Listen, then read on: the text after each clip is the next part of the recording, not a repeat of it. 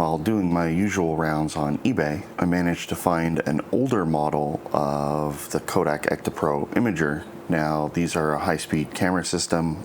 They came out in the 90s, give or take. I think this one might even be a little older than that. And these were high-speed cameras that were extremely expensive and require a big processing box, which I don't have. So I've had this one for a little while. This is the high gain imager, aka the 1000.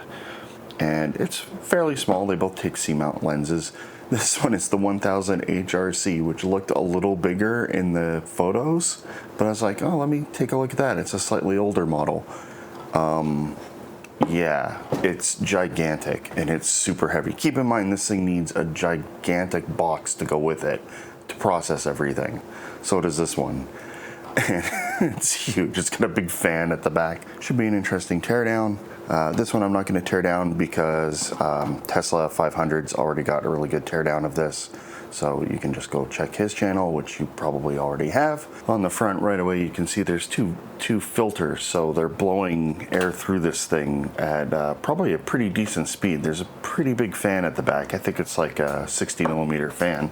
So this is a C-mount lens that needs power, yet there's no connection on this camera. So either it comes with like an extension cable that they were using, or I'm not sure, because it has electronic iris control, so I don't see how they could use it without power. The specs of it aren't bad for a C-mount lens. They're f1.2 11mm to 66mm. Kodak branded. The glass is in really terrible shape, so I'm not even going to keep this thing because yeah, it's not great. So besides, if you want a fast C-mount lens, there are plenty available. You can get f0.95 ones, which are great for high speed because you need a lot of light. So yeah, we'll take this apart at some point. And buried in there is the rather tiny sensor. There is a big piece of glass in front of it, which I don't think is on any of the other ones. That might be an IR cut filter or something. So around back we have a little LEMO connector, 4-pin for the keypad, which I don't have. This massive fancy connector, which has both coax and big lugs, which I assume are the main power. 3 BNC connectors, monitor, external sync and strobe, and just a couple lights and a button to invert it. There's also this big ass fan made in the US. Now these things look like they're power, so I wonder if you can just run this thing just by hooking up power to it, but I guess we'll take a look if I can get this back panel off easily. And as far as I know, all of these, even though they have monitor outputs, the other one does too, they don't function without the main processing box. So even if you have power, if anything, you'd be able to see just a live video feed. You won't be able to control it in any way. You can't store anything because all the memory's on the actual control box. So they're pretty useless without it, as far as I know. Unless you can just run power into this, use a keypad and monitor it. But again, as far as I know, you can't get away with that. Wow, there's some crazy heat sinks in there that I can see already. So those big lugs do connect to the board. Oh, fan disconnected. I'm gonna wire this up to my bench power supply and just see if I can, well, I'm gonna take a look at it and see if I can figure out what voltage it wants. And yeah, I'm gonna see if I can run this for a little bit. Man, there's a lot of stuff in there. Well, no luck on that. It just freaks the living crap out of my bench power supply. So I'm not sure if there's something wrong with it or what, because even just checking continuity, it's kind of all over the place, so there might be a damaged component or something. I noticed that this fan runs off 24 volt, which is pretty damn high.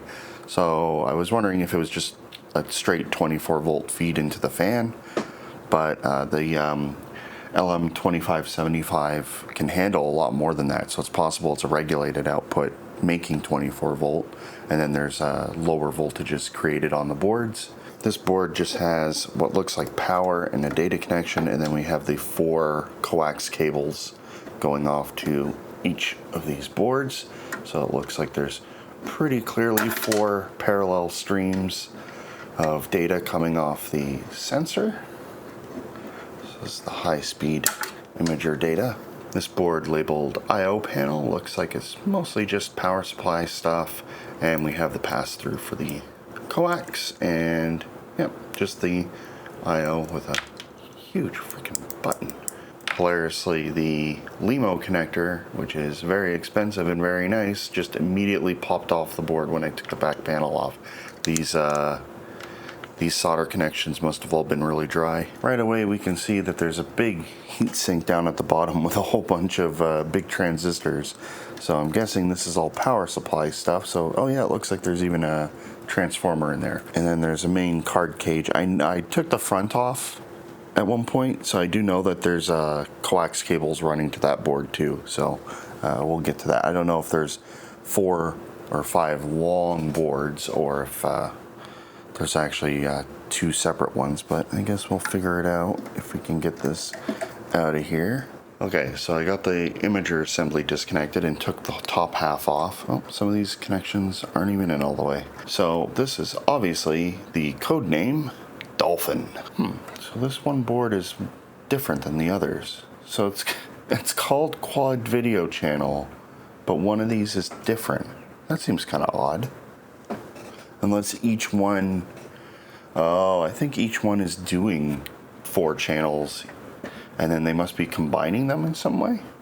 Oh well, we'll figure that out. And then we got a timing board here with actually surprisingly modern surface mount stuff on this. I was expecting to find, I mean, like the other board had surface mount stuff too, so I guess it's not that surprising, but I don't know, I thought this would be a lot older on the inside. Some of these dates look like they're 1993, so I'm just gonna disconnect this board. All of these are labeled and all the labels are coming off, so good thing we're not putting this back together. So they are indeed taking 4 channels on each one of these, so it appears to be a 16 channel thing, but this one is different, so it's probably 12 channels of video. So in theory, these things should start popping out. Ooh. Yeah. Ooh. Gold ceramic. Okay, wow, lots of test points. RF test points, no less. So we'll take a look at that in a sec. Looks like the timing board has a big chunk of aluminum or steel on the back to keep it cool, presumably, or shielding, possibly. Oh, not much on this thing. Imager mother. Yeah, all these PCBs are rather thick, so I'm sure there are many, many layers. I don't think they're just thick for thickness' sake. These are pretty fancy connectors. They have large grounding spades in the middle to keep noise down, so these are obviously carrying high-speed data between the imager cards. And yeah, just a few passives and some filtering, lots of caps on the back. What is that? CC. I've never seen that logo before. I think we'll start with the least exciting stuff. So this is the power supply. It just has a metal case on it, and there's another fan in here. There's another 24 volt fan, so they must be supplying 24 volts somewhere to this thing. It's probably the input voltage of this transformer. This looks like a whole bunch of linear power supplies. Regulator circuit. So yeah, this is obviously just creating all the power rails, probably mostly just 5 volt. The sensor may need a bunch of weird voltages too. There's a whole bunch of connections coming off it, so yeah, it's probably a few weird voltages, but for the most part, it's probably going to be your typical 5 volts of the era. Not too bad, pretty well. This is very sturdily made. Nice design on this. Get good airflow at the same time you get good heat sinking. So the timing controller, which is revision X8, has not too much on it. It's got 2 connections out to the imager, and you've got your high-speed connection for the back plane. And on this, they're just going to be generating the timings needed for the image sensor. So all we've got is a Lattice Mach 210, which is like a CPLD programmable logic type thing. Oddly enough, it's got an AMD logo on it, so I imagine it was just manufactured by AMD. There's a Motorola 68HC711, which microcontroller, standard issue. And you just have these National Semi parts, which I think are just like bus drivers or something. Couldn't really find any information on them. And your odds and ends. So yeah, this thing's not doing very much compared to the rest of the other boards. There's a 32 megahertz clock on it. Okay, I've had more of a look at this thing. So these things are identical boards, more or less. They have different colored PCBs. This one's obviously newer because it has the HRC designation as the name of the board, whereas this one says Dolphin. So this is probably back when it was an earlier model where they're still using the prototype name. And yeah, they're different colored PCBs, but from what I can tell, they're essentially identical. And yeah, so that means that they're outputting 16 channels from the sensor and then converting it into 4 streams that are sent to the processor. There's ADCs on this, so I assume these are digital outputs, and they're bringing in analog data from the sensor and then converting it into digital. On the back there are these 8-bit video AD converters. They're analog devices AD9048s, and they all have them, all 4 boards. So they're obviously sending in data and converting it, and then it looks like they're outputting it. Looks like they're outputting the majority of it through this chip, whatever's under this big heat sink. So I guess we'll figure that out in a second. I'm not positive what these are. These are right at the input stage. They could be amplifiers or something. I'm not positive. They have RF test points all over these boards, but it looks like it feeds right into the ADCs, and then that output is taken to the mystery chip. There's also a couple of these mock chips on this, probably handling timing for the ADC channels. And these heat sinks are kind of hilarious.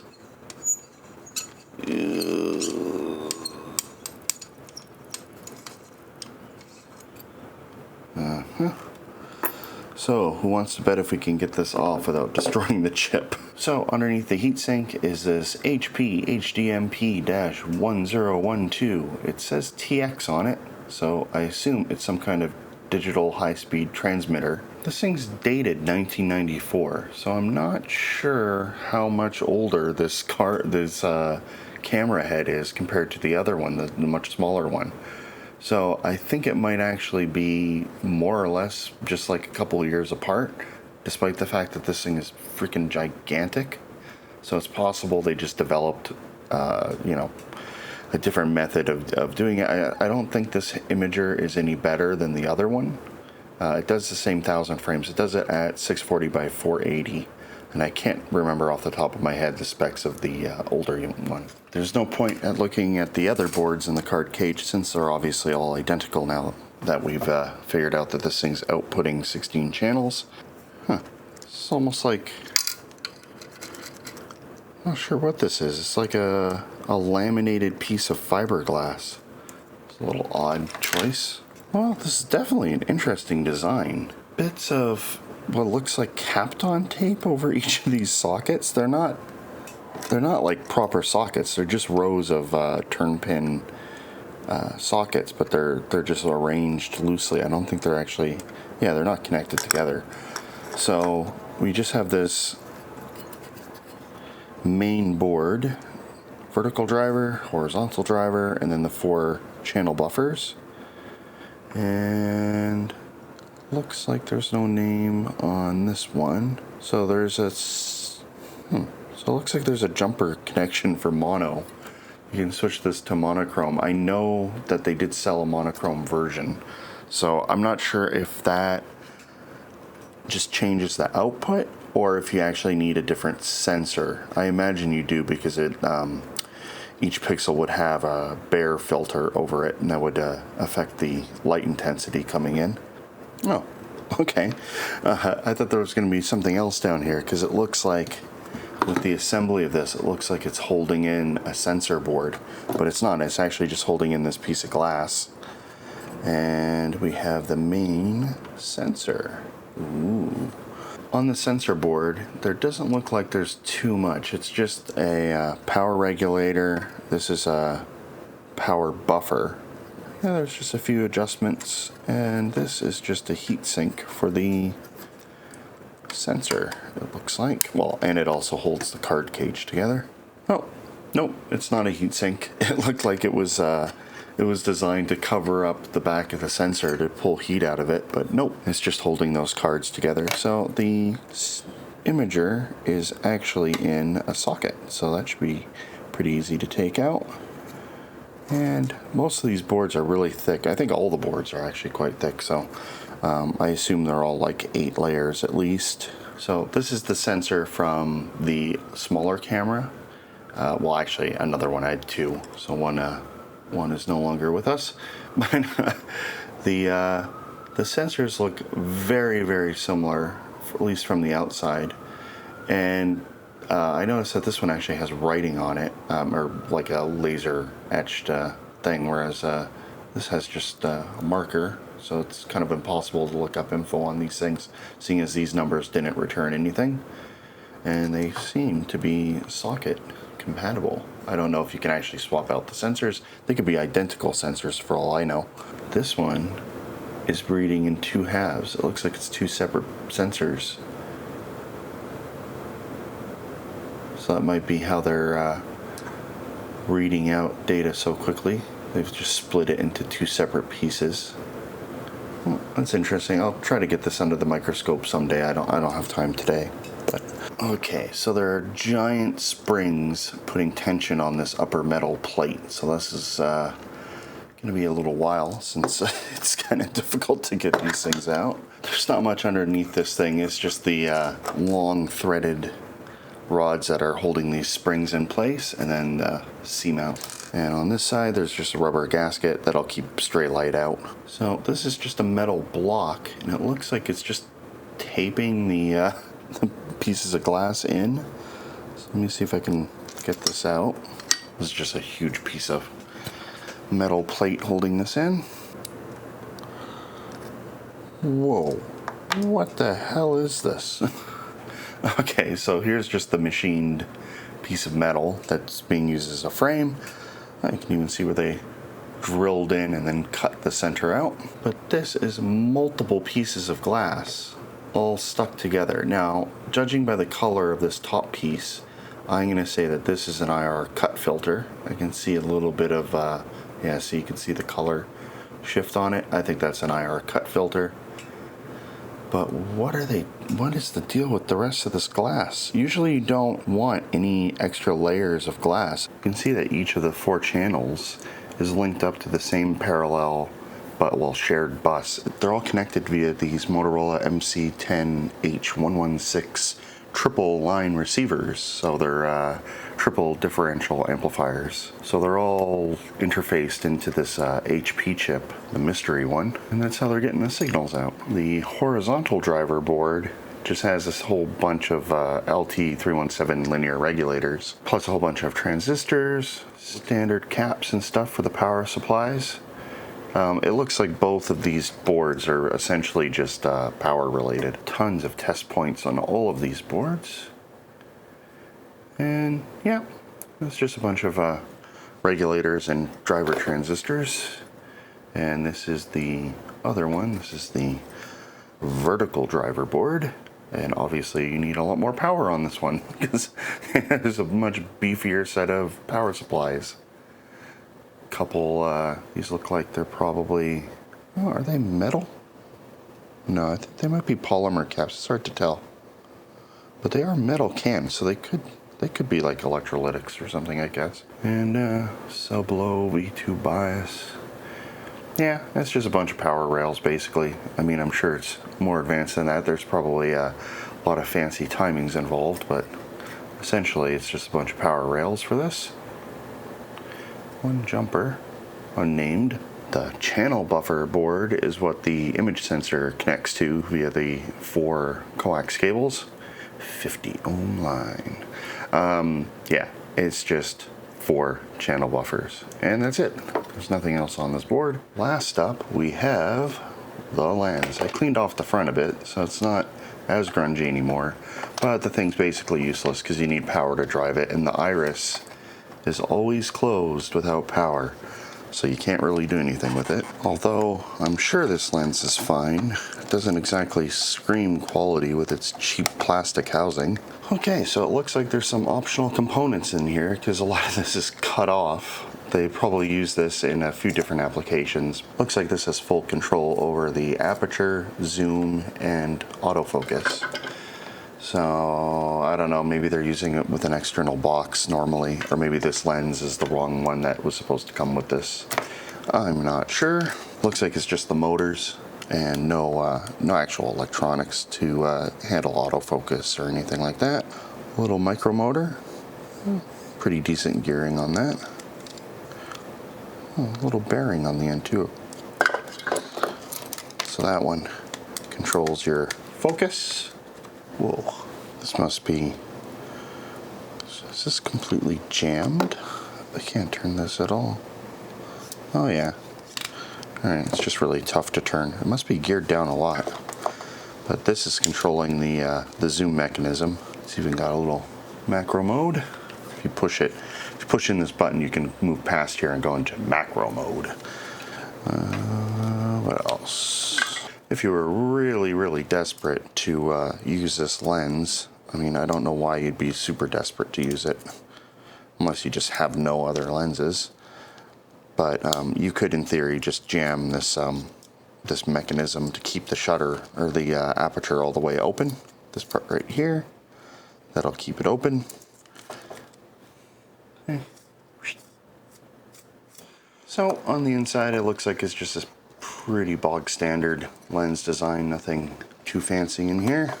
Nice big front element though. I just found this on the ground. It fell out when I took the main body apart.